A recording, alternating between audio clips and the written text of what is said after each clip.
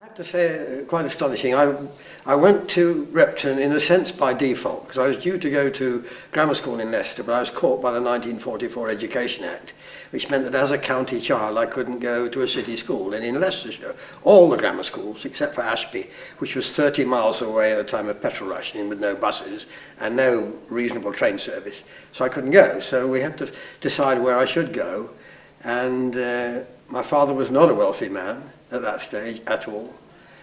I always say he pawned his shirt to send me to school. In fact, I've seen my first school bill and it was £100 for a term. You think how much it is now, it's an enormous price. But basically he had a number of brothers, one of whom was in the church, and he asked his brother's advice, and his brother advised that he tried to send me to Repton, which he did. Now, as a boy, from the age of 10, I would go to school, do the best I could. Now, my academic results weren't poor at all. But then I'd come home to work, not because that was the discipline, but because I never had any money unless I worked. That was the psychology of it. If I worked, I earned quite a good sum of money, in fact £5 a week then, which was very good for a 10, 11, 12-year-old in 1954, 5, whenever it was, 2, 3, 4. And that was the process. So I worked.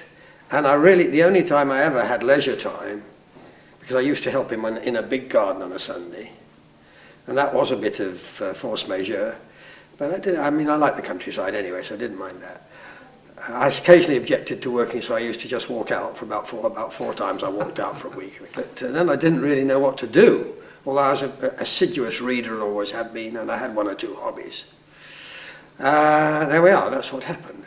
But it did, in a sense, I didn't become totally conditioned to working in the company, but it gave me money, it gave me contact with ordinary people, which I would hardly have had. However, when I came out of Repton, I went into the Navy for 2 years, and only a very few people did that. 5,000 a year in the Navy, 125,000 into the Army, and about 25,000 in the RAF. And how did I get in? All I did was join the RNVR. That was very good for me. Still didn't meet any real women because I was always at sea. And so I'd not met any women at school, they were all boys. I'd not met any women at home because it was a mother and sister, and they are not. So far not going the very same well. thing. And then I went to enter the Navy, and all you did in port, the sort of ladies you met were not highly recommended by the... But then I went to work for FW Woolworth in Gallantry Gate, Leicester, with 300 women and 19 men. And that was a culture shock.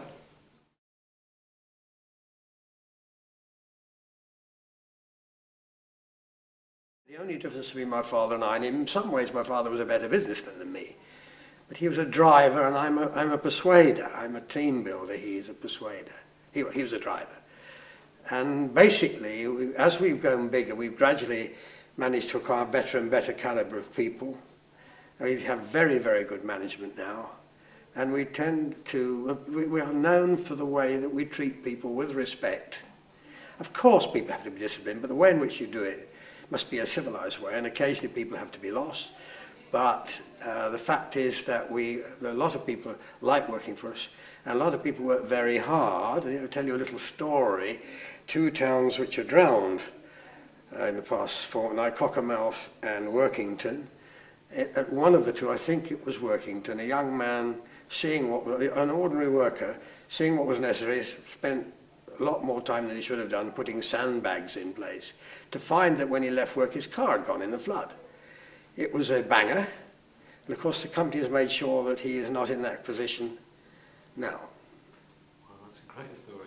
Now that was an extremely good effort on the part of the individual, and the company wasn't going to let him down.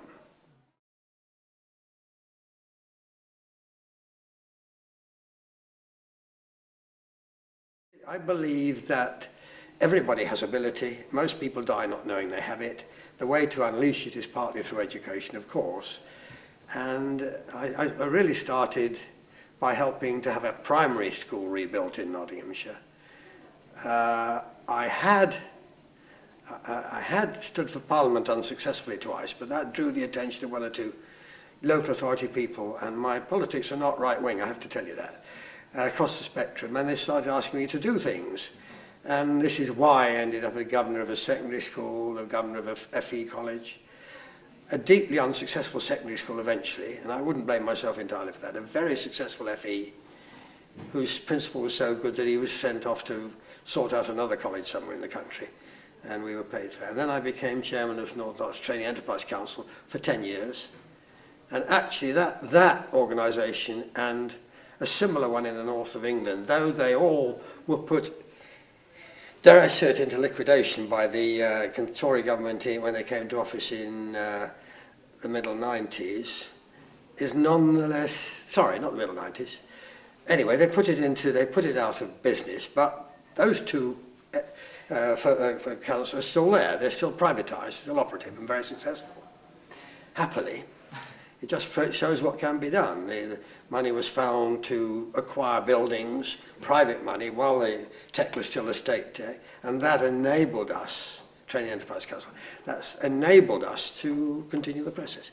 So gradually, I've been fed into the system, and with Nottingham, at a dinner one day, somewhere in this county, I don't know what sort of dinner it was, a man came up to me and said, "I think you should be a candidate at the university." And I said, "Well, you know, if you want to put my name forward, think about it." A year later, somewhere else, he phoned me up about a week before candidates were being acknowledged and said, "I want to put your name forward." Well, it was. I didn't expect anything of it. And of course, actually, in about 3 weeks, they sent to me a letter to say I'd been elected. So, now, I cannot contemplate why, but I can. I mean, we weren't as powerful a company then by any means as we are now. We've grown significantly in the last 15 years. The other thing is, of course, that I was involved with education, and perhaps that was a reason.